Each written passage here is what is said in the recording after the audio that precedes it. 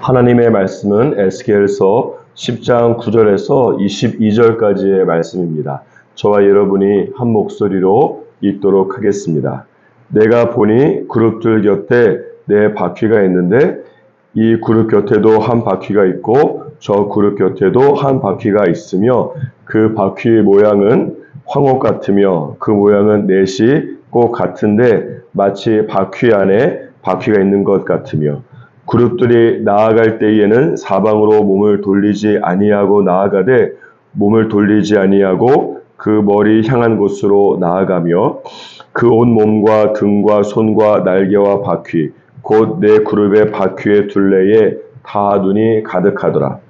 내가 들으니 그 바퀴들을 도는 것이라 부르며 그 그룹들에게는 각기 네 면이 있는데 첫째 면은 그룹의 얼굴이요 둘째 면은 사람의 얼굴이요 셋째는 사자의 얼굴이요 넷째는 독수리의 얼굴이더라.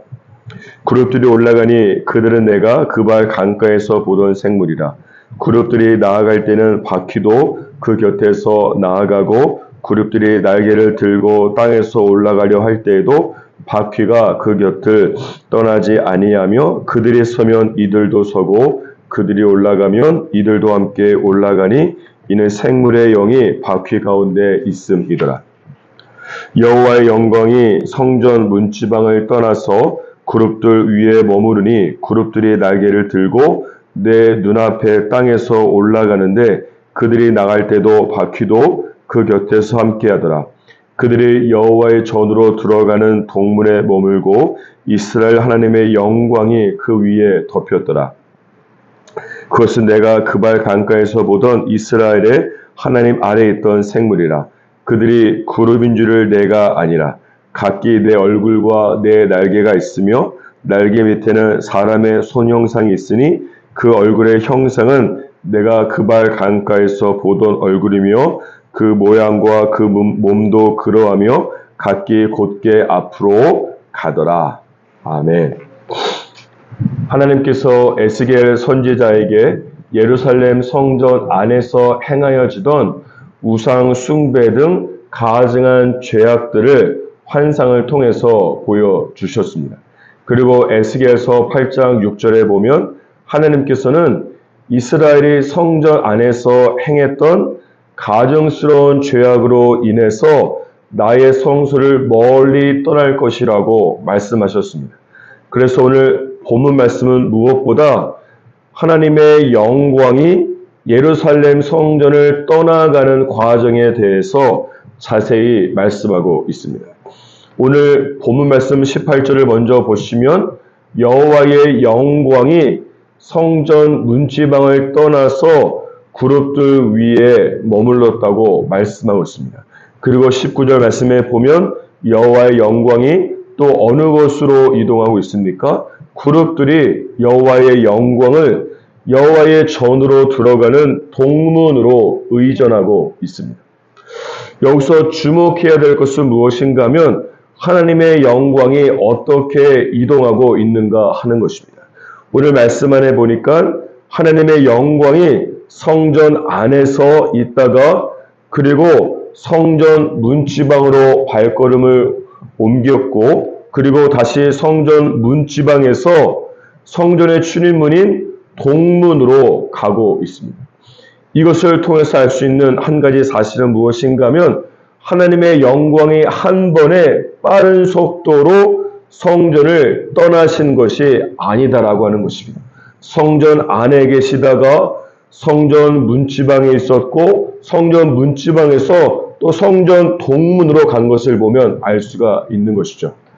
이것은 비유하자면 마치 한 남자가 사랑하는 여자를 집에 데려다 주고 헤어지는 것이 너무 아쉬워서 집 앞을 계속해서 서성이는 것과 같은 것입니다. 집 앞에서 방금 헤어졌는데 남자가 집에 가면서 다시 뒤를 돌아보고 여자도 집에 들어가지 못하고 남자가 자신의 눈앞에서 보이지 않을 때까지 계속해서 돌아가는 모습을 지켜보는 것과 같은 것입니다. 이것이 이스라엘을 향한 하나님의 사랑입니다. 로마서 3장 15절에 보면 그 발은 피를 흘리는데 빠르다라고 말씀하고 있습니다. 하나님은 자신을 배신한 이스라엘을 잘 떠나지도 못하시고 한시라도 한순간이라도 더 성전에 있으려고 하는 반면에 이스라엘은 신랑 대신 하나님을 뒤로하고 영적으로 외도하기 위해서 빠른 발로 죄악을 향해서 불륜의 상대를 향해서 달려간 것입니다. 사실 이스라엘이 하나님에 대해서는 신실하다면 하나님의 사랑을 이해할 수 있습니다. 하지만 이스라엘이 하나님에 대해서 영적으로 불륜을 저지르고 영적인 외도를 해도 하나님께서는 그런 이스라엘을 여전히 사랑하고 계신 것입니다. 호세아 2장 5절 이하에 보면 이스라엘은 자신이 사랑하는 우상들을 따라가기 위해서 그들이 내 떡과 내 물과 내 양털과 내 삶과 내 기름과 내 술들을 내게 준다 하였음이라고 말씀하고 있고, 하나님께서 이런 이스라엘이 우상에게 달려가지 못하도록 가시로 그 길을 막고 담을 쌓아서 그 길을 찾지 못하게 한다고 할지라도 이스라엘은 가시에 온몸이 찢겨서 피가 나도 담에 막히면 돌아가서라도 우상을 찾아갔더라고 말씀하고 있습니다. 이스라엘이 다른 장소도 아니고 신랑 대신 하나님과 교제하던 성전에서 영적인 외도인 우상 숭배를 한 것이 아니겠습니까? 그러니까 그럼에도 불구하고 하나님께서 신부인 이스라엘에게 영적으로 배신당했던 그 영적인 현장인 성전을 이스라엘을 너무 사랑하기 때문에 쉽사리 떠나지 못하고 계속해서 그 안에서 소송이고 배회하고 계신 것입니다. 사랑하는 여러분, 여러분이 숨가쁘게 빠르게 달려가고 있는 그 대상은 누구입니까? 하나님입니까? 아니면 죄악입니까? 여러분이 계속해서 서성이고 돌아서면 생각나고 쉽사리 떠나지 못하는 장소는 어디인가 하는 것이 하나님의 성전입니까? 아니면 죄악의 장소입니까? 내가 알고 있는 경험한 그 인간적인 사랑으로 하나님의 사랑의 깊이와 넓이를 하나님의 수준, 사람의 수준으로 제한하지 마시기 바랍니다. 나의 죄악과 나의 신실하지 못함이 하나님의 사랑의 용광로에 녹아서 하나님을 향한 순전한 사랑과 하나님을 향한 신실함으로 변화되어지기를 주님의 이름으로 축복합니다. 다시 본문 말씀으로 돌아와서 20절 이하에 보시면 성전을 떠난 하나님의 영광을 에스겔이 그 후에 어디에서 보았다고 말씀하고 있습니까? 22절을 보면 그 얼굴의 형상은 내가 그발 강가에서 보았던 얼굴이라고 말씀하고 있습니다.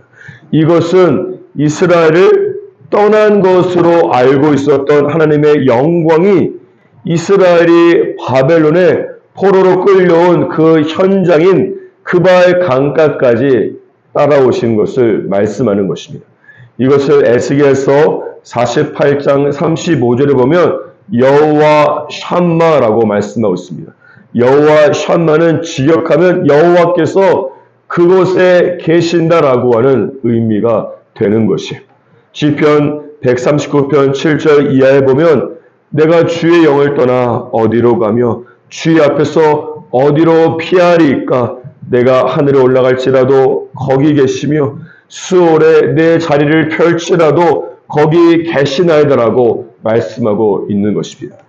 따라서 하나님께서 나와 함께 하시지 않을 것이라고 내가 생각하고 느끼는 장소가 있을 뿐이지 하나님께서 나와 실제로 함께 하시지 않는 장소는 이 세상 어디에도 존재하지 않는 것입니다. 마가복음 6장 45절 이하에 보시면 제자들이 갈릴리 호수를 건널 때에 풍랑을 만나서 위기를 만나게 됩니다. 그런데 이때 마가복음 6장 47절 48절에 보면 예수님께서 제자들이 풍랑을 만나서 어려움에 처한 것을 첫째는 보았다라고 말씀하시고 두 번째는 밤 4경쯤에 바다 위로 건너가서 제자들에게 찾아왔다라고 말씀하고 있습니다. 밤 4경이면 새벽 3시에서 6시까지를 의미하는 시간입니다.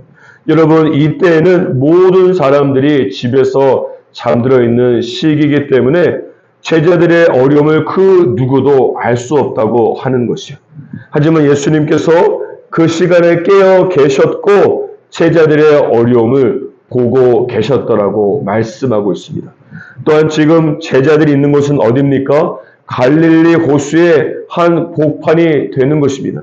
새벽 3시와 4시여서 여러분 배가 있겠습니까? 배도 없을 뿐만 아니라 그 누구도 갈릴리 한 복판의 풍랑 속으로 가서 제자들을 도울 수는 없는 것입니다. 하지만 예수님께서 배가 없자 물 위를 걸어서라도 제자들을 찾아가고 계십니다. 그리고 예수께서 말씀으로 풍랑을 잠잠하게 하셨더라고 말씀하고 있습니다. 사랑하는 여러분, 지금 여러분이 여러분의 죄악 때문에 바벨론 그발 강가에 계십니까? 여호와 샴마 하나님께서 그곳에 여러분과 함께 계십니다. 지금 여러분이 믿음의 걸음을 걸어가다가 풍랑을 만나서 좌초 위기에 있습니까? 여호와 샴마, 여호와께서 그곳에 여러분과 함께 계십니다. 그 하나님께서 아무도 알 수 없는 시간이고 아무도 도와줄 수 없는 장소와 환경이라고 할지라도 하나님께서 여러분을 보시고 계실 뿐만 아니라 물 위를 걸어서라도 여러분을 찾아가셔서 구원하실 것을 믿으시기 바랍니다. 다시 본문 말씀으로 돌아와서 9절에서 17절까지의 말씀을 보면 에스겔이 환상 중에 보았던 그룹과 네 바퀴에 대해서 자세히 설명하고 있습니다. 말씀 안에 보니까 그룹들 옆에 이 황옥색의 네 바퀴가 있고 각 바퀴 안에 또 바퀴가 있는 것 같다고 말씀하고 있습니다. 여러분, 바퀴 안에 또 바퀴가 있으니 얼마나 빨리 움직이겠습니까? 그리고 11절을 보시면 그룹들이 움직일 때는 몸을 돌리지 않고도 이동할 수 있다고 말씀하고 있습니다. 14절을 보시면 이 그룹의 얼굴이 네 면으로 되어 있어서 각각 천사의 얼굴, 사람의 얼굴, 사자의 얼굴, 독수리 얼굴로 되어 있다고 말씀하고 있습니다. 그룹의 얼굴이 이 네 면에 있다 보니까 동서남북 네 방향을 향하고 있는 것과 같기 때문에 이 몸을 돌리지 않고도 결정된 한 방향으로 달려갈 수가 있는 것입니다. 하나님의 명령 한마디에 신속성을 가지고 일사불란하게 움직이는 그룹들은 무엇을 말씀하시는 것인가 하면 오늘 본문 말씀 안에 본다면 우상 숭배 등 이스라엘의 죄악에 대한 하나님의 심판이 신속하게 이루어질 것을 말씀하고 있는 것입니다. 사랑하는 여러분, 경주용 자동차가 시동을 걸고서 한 번에 최고의 스피드로 나아갈 수 있도록 출발선에서 대기하고 있는 모습과 같은 것이에요. 그런데 여기서 생각해 볼 것은 이 그룹의 얼굴이 이 네 면이 있다고 하는 것은 동시에 각자가 바라보고 각자가 옳다고 생각하는 방향으로 나아갈 수도 있음을 말씀하는 것입니다. 그럼에도 불구하고 그룹이 한 방향으로 움직일 수 있다고 하는 것은 그룹 위에 좌정하고 계신 하나님의 말씀과 명령에 따라서만 움직이기 때문에 그렇습니다. 그룹들은 천상의 존재이지만 하나님의 명령을 받는 피조물이기 때문에 내면의 얼굴이 각각 자기의 방향을 포기하고 자기의 생각을 내려놓고서 하나님께서 말씀하시는 방향으로 나아가고 있다라고 하는 것입니다. 교회 안에서도 얼마나 많은 목소리와 의견이 존재합니까? 나 한 사람 안에도 수많은 생각들이 존재하지 않습니까? 그리고 어떤 사람이 이 그룹들처럼 하늘의 하나님을 보며 하늘의 음성을 듣는 영성을 갖고 있을 수 있습니다. 하지만 교회 안에 있는 모든 사람들은 이 그룹의 내 생물이 그들 위에 계신 하나님의 한 가지 생각을 따라서 한 방향으로 움직이는 것처럼 교회의 머리 대신 예수 그리스도의 생각과 예수 그리스도의 방향에 따라서 일사불란하게 움직여야만 되는 것입니다. 오늘 하루 살아갈 때에 내 주위의 천사와 같은 영성을 가진 사람들의 네 가지 생각과 방향이 아니라 내 인생의 주님 대신 교회의 머리 대신 하나님의 음성을 따라서 일사불란하게 신속하게 움직일 수 있는 저와 여러분이 되기를 주님의 이름으로 축복합니다.